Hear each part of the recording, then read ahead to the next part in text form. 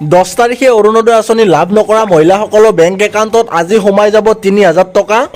অসমৰ হাজাৰ হাজাৰ ছাত্ৰ ছাত্ৰীৰ বাবে বৃহৎ সুখবৰ, তেওঁলোকে লাভ কৰিব ৫,৪০০ টকা।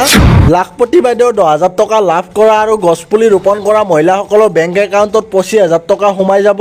PM কিষাণ আঁচনি হিতাধিকাৰী কৃষকসকলৰ বাবে গুৰুত্বপূৰ্ণ আপডেট, তেওঁলোকে এইকেইটা কাম নকৰিলে নাপাব ২৩ নম্বৰ কিস্তিৰ ২,০০০ টকা।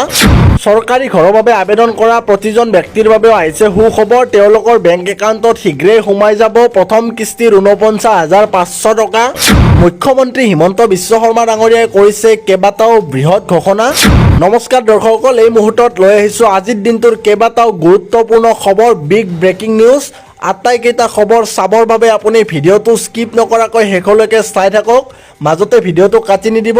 মুখ্যমন্ত্ৰী মহোদয়ে কেইবাটাও গুৰুত্বপূৰ্ণ ঘোষণা কৰিছে, অৰুণোদয় আঁচনিক লৈ গুৰুত্বপূৰ্ণ কথা কৈছে। আপোনালোকে আটাইখিনি কথা জানিবৰ বাবে ভিডিঅ'টো শেষলৈকে চাই থাকক। তাৰ আগতে আপুনি যদিহে প্ৰথমবাৰৰ বাবে এই চেনেলটোলৈ আহিছে তেন্তে চেনেলটো ছাবস্ক্ৰাইব কৰি বেল আইকনটো দবাই ৰাখিব। এয়া আপোনালোকে শুনিবলৈ পাইছে, মুখ্যমন্ত্ৰী মহোদয়ে কৈছে কিছুমানৰ যদিহে দুৰাৰোগ্য আছে, কুষ্ঠৰোগ আছে ইত্যাদি ৰোগীসকলকো অৰুণোদয় আঁচনি প্ৰদান কৰা হ'ব, বিকলাংগ ব্যক্তিসকলক অৰুণোদয় আঁচনি প্ৰদান কৰা হ'ব। লগতে এইসকলক প্ৰদান কৰাৰ পিছত যিখিনি সমাজৰ দৰিদ্ৰ পৰিয়াল ৰৈ যাব তেওঁলোকক অৰুণোদয় আঁচনি প্ৰদান কৰা হ'ব। আৰু মুখ্যমন্ত্ৰী মহোদয়ে কৈছিলে যে যাৰ ঘৰত চাৰিচকীয়া বাহন আছে, যাৰ চৰকাৰী চাকৰি আছে, যিসকলে ইনকাম টেক্স ফাইল কৰে তেওঁলোকক অৰুণোদয় আঁচনি প্ৰদান কৰা নহয় আৰু দৰিদ্ৰ পৰিয়ালকহে অৰুণোদয় আঁচনি প্ৰদান কৰা হ'ব। কিন্তু এতিয়া মূল কথাটো হৈছে জুন মাহৰ 10 তাৰিখো পাৰ হৈ গ'ল, অৰুণোদয় আঁচনি তেওঁলোকে কিয় লাভ কৰা নাই।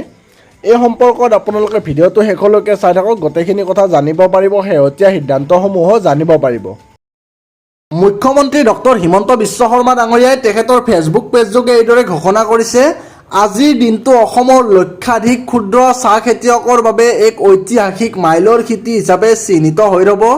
এতিয়াৰে পৰা চাহ আৰু প্লাণ্টেশ্যন শ্ৰেণীৰ ভূমিও ফাৰ্মাৰ ৰেজিষ্ট্ৰি পৰ্টেলত অন্তৰ্ভুক্ত হ'ল।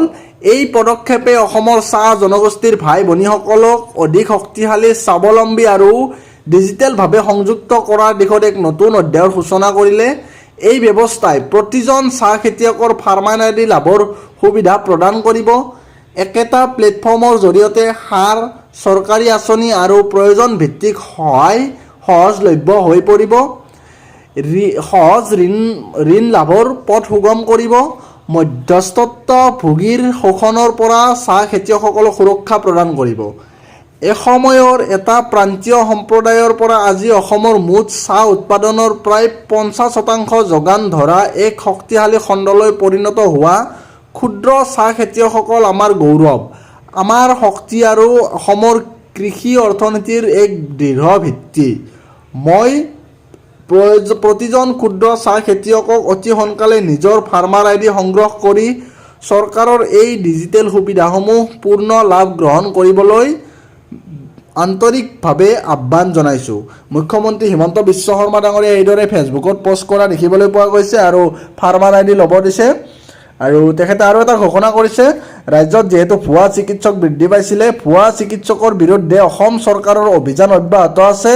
জনগণৰ জীৱনক লৈ যিকোনো অপচেষ্টা কেতিয়াও সহ্য কৰা নহ'ব।